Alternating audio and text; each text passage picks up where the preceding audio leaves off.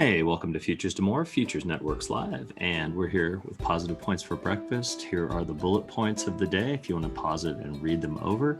So what I'm doing now is the call was actually for a short. I liked long for a bunch of reasons, just a sense.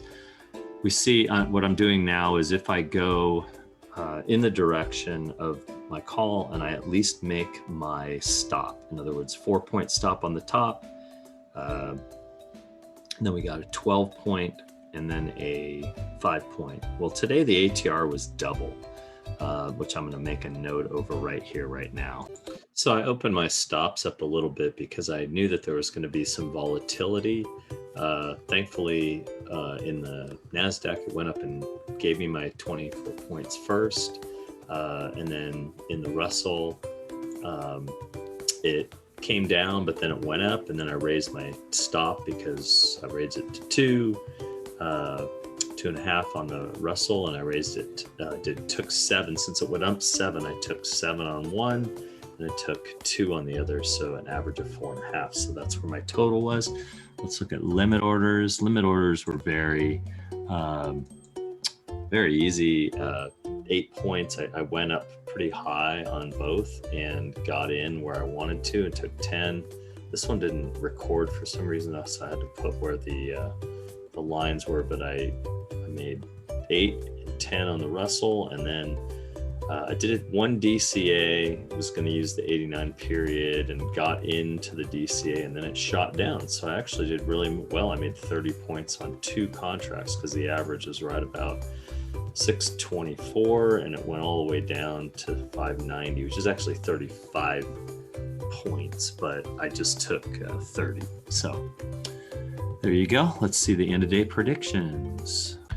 So as I mentioned, almost hit all my fills exactly, basically almost touching in the targets.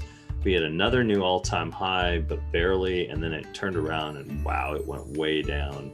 A total of 70 points, which is kind of weird because it usually goes 60 or 90, but it went 70. I find that kind of strange.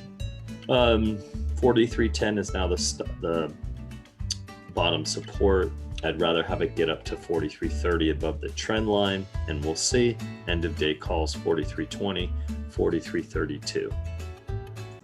Very similar look to the NASDAQ. It still looks bullish. It came down and hit the channel line and a support line at 14,540. And we did get a new all-time high in that also. 14,550 is now support, which is down, kind of below everything. And then it looks like 14.7 is bullish, so I'd like to stay above where we are right now.